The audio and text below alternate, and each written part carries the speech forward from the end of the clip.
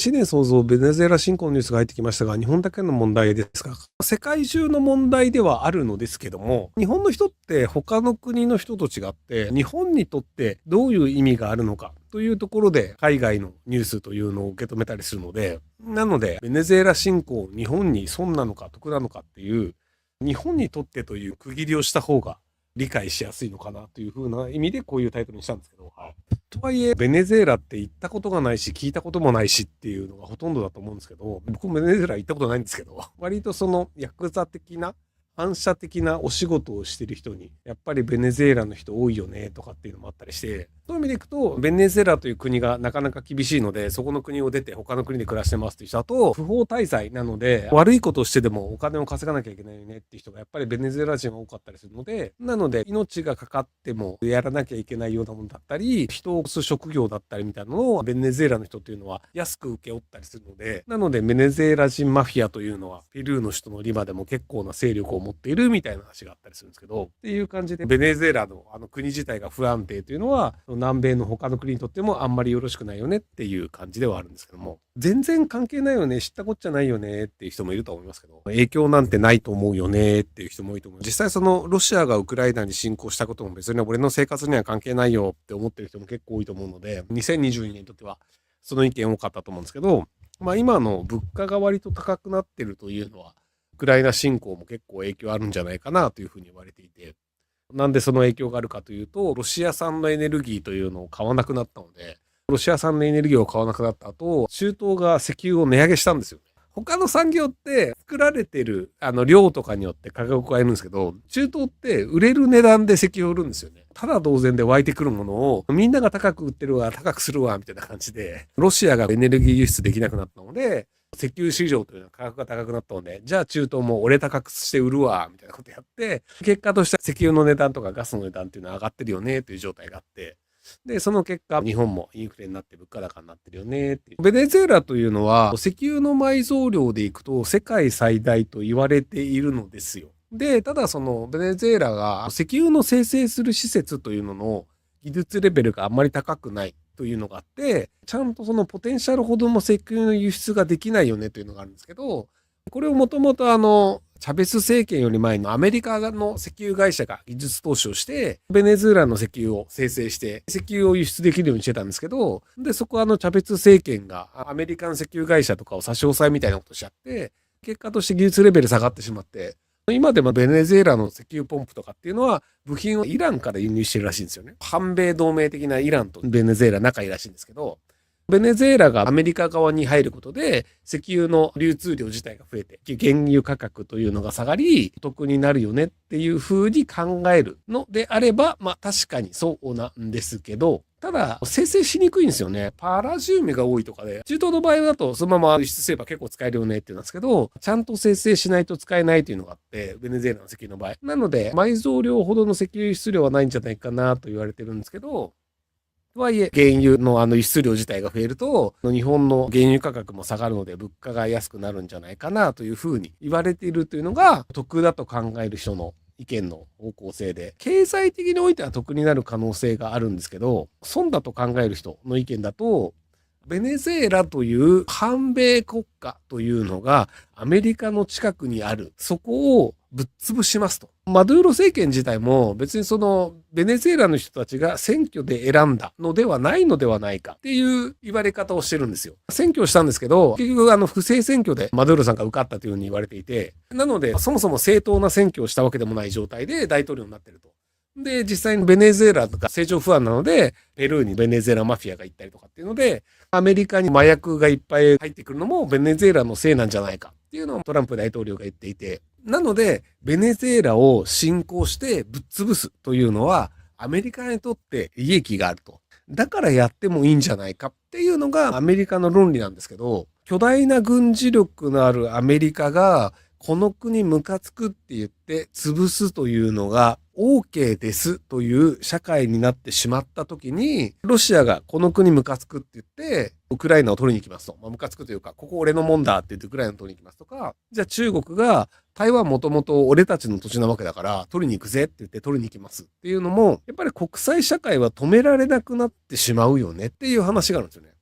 で、トランプ大統領が結構すごいのは、ベネズエラとアメリカは全然別の国なんですよ。でも、ベネズエラに侵攻した後に、石油会社の運営はアメリカでやりますと。で、アメリカがその石油を売って、滞在費用とかは、その石油を売った費用から出しますよって言ってて、ベネズエラの石油資源というのをアメリカが奪って、それを世界中に売って、で、その利益というのもアメリカに入りますよっていうのを、トランプ大統領も最初から言っちゃってるんですよね。それはなんか強奪と何が違うのっていうふうに言われると思うんで、本来の目的を隠してやるんだったらまだわかるんですよ。イラクに昔アメリカが戦争した時も、イラクは石油がいっぱい出てくるので、イラクをぶっ潰すことで、フセイン政権が崩壊した後のイラクの石油利権っていうのをもらえるから美味しいよねっていうのがアメリカの国内の世論としてはあったんですけど、やっぱりアメリカの大統領表向きそれは言ってなかったんですよ。イラクぶっ潰してイラクの石油の利権っていうのをアメリカで手に入れようぜはやっぱり言ってなかったんですよ。で、やろうとしたんですけど、結果として多国籍軍という形でイラクに入ったので、フランスとかがブーブー言ったりして、アメリカがイラクの石油利権を独占するということはできなくなったんですよね。石油利権というのが独占できないよねっていうのがあったんですけど、今回石油利権はアメリカが奪いますっていうのをアメリカの大統領が言っちゃってるんですよね。これを認めちゃうというのは、果たしてどうなのかなっていう。本当ね、本音をそのままダダ漏れしてくれるっていうのがね、トランプ大統領の分かりやすさで僕は好きなんですけど、とはいえね、なかなかのことをやってくるなと思うんですけど、はい。結果としてただ、イラクの場合はその多国籍軍っていう形で、ヨーロッパのEU、NATO とかの軍隊とかも駐留してたので、イラクの石油利権っていうのをアメリカが独占するというのはできなくはしてたんですけど、で、今回ベネズエラに関して多国籍軍というのは動いてないので、結果としてそのアメリカがそこを独占する、ベネズエラの石油利権を独占するというのができちゃう状態ではあるんですよね。それを止めるということがなかなか難しいよねと。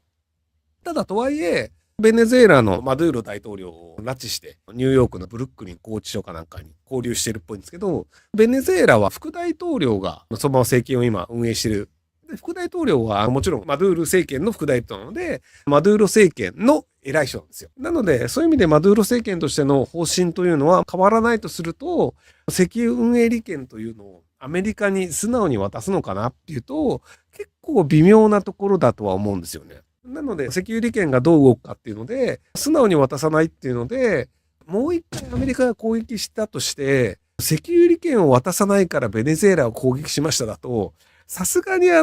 海外の方々はもうちょっと文句言うんじゃないのと思うんですけど。ちなみにね、ベネズエラの国民はね、結構喜んでいます。マドゥーロ政権が本当にひどかったので、なので、ベネズエラ自体が、マドゥーロ政権が崩壊するということによって、南米中に避難しているベネズエラの人とか、ベネズエラ自体も喜んでるので、悪い奴を追い出すということで考えると、アメリカのトランプ大統領がやったことというのは、ベネズエラの中でも評価高いし、僕もそういう意味でいくと、さすがにベネズエラはひどいよねという状態ではあったので、なので、それを良くするというのは地球全体にとって良いよねとは思うんですよ。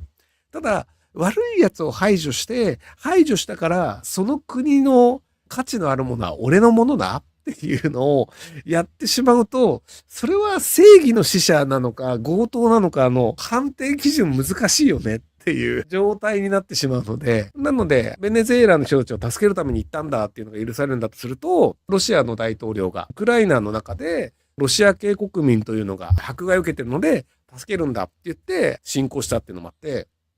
日本で行くと北海道のアイヌ系の民族の団体とかがロシアに対して私たちを保護してくださいっていう書簡みたいなのを送ってるんですよね。それが本当にそのアイヌ人なのか、ロシアの息のかかった団体なのかわかんないんですけど、少なくとも公式にはアイヌ系の人たちというのが日本では迫害されているので、助けてくださいという書簡をロシアに送っていますと。なのでロシアとしてはアイヌ系の人を助けるために北海道に侵攻しましたっていうのが、一応大義名分としては成立するような状況にはなってるんですよ。なので一部の人たちが迫害されてるから外国が侵攻するというのは良いことであるというのを認めてしまうと、それは日本に対してロシアが侵攻するという可能性もあるし、大国が大義名分を持って他の国に対して侵攻するというのを許してしまうというのは、日本にとってはマイナスになる可能性もあるんじゃないかなという話なんですよね。はい。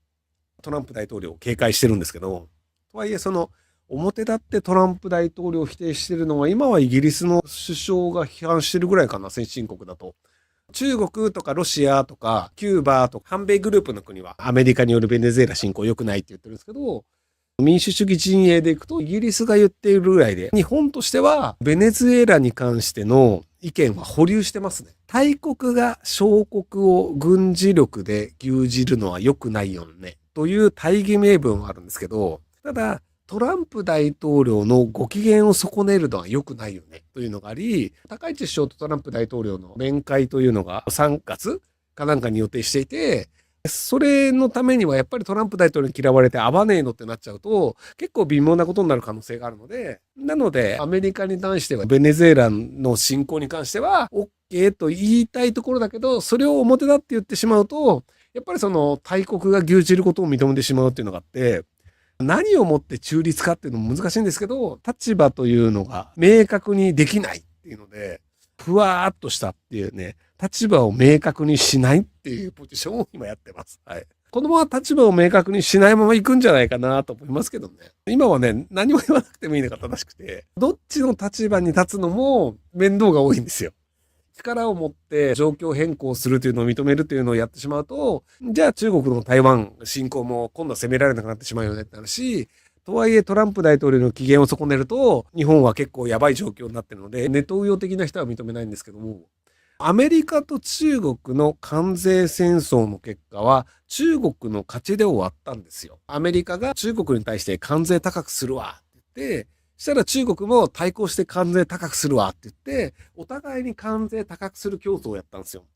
このチキンレースは結果として中国の勝ちで終わったんですよ。アメリカ側の方がこれ以上関税高くしたらアメリカ経済の方が持たないよねっていうことで、なのでアメリカとの中国の小競り合い、報復関税という形の小競り合いでいくと、中国と喧嘩をしたとしてもアメリカはうまくいかないよねというのになり、結果として折れたんですよ。なので中国とアメリカでいくと、アメリカは中国と揉めないというのを選んだというのが状況なんですよね。なので、どちらかというと何かあった時に中国と揉めたくないとかあるんですけど、去年の高市政権からアメリカは中国と揉めないようにしてるので、習近平さんとトランプ大統領が4月に会う予定なんですけど、高市さんがなぜか勝手に中国に喧嘩を売るっていうのをやって、言わんでもいいことを言って、結果として中国が中国人観光客減らすわとか、日本の輸入減らすわとかっていうので、いろいろやられてるっていう状況で、いらんことすんなよっていう状況に今日本はなってるんですけど、トランプさんとしては中国と戦う気はないというのが明確になってるので、そういう意味でいくと、中国と日本が揉めた時に、果たしてアメリカは日本の味方になってくれるのですかっていうのでいくと、結構ね、微妙な状況ではあるんですよ。日本のネトウヨ的な人たちは、どんなことがあってもアメリカは日本の味方であると思い込んじゃってると思うんですけど、ヨーロッパとかはアメリカはもう信用できないよね。トランプ大統領行き当たりばったりで物事を決めるよねっていう状況なんですよ。日本のネトウヨさん以外の人だとアメリカという国はトランプ大統領の気分で決まるので信用できないよねというのがなってるんですけど、なぜか日本の人たちはトランプ大統領はどんなことがあっても日本の味方でいるというふうに思っている人が多いので、まあそうだったらいいんですけど、果たしてそうじゃなかったらどうなるのかなっていう状況になってるっていうところですかね。はい。ご視聴ありがとうございます。今回の動画はこちらからの切り抜きになります。ひろゆき LINE スタンプ好評発売中です。概要欄に購入リンクがあるので、そちらから購入できます。よろしくお願いします。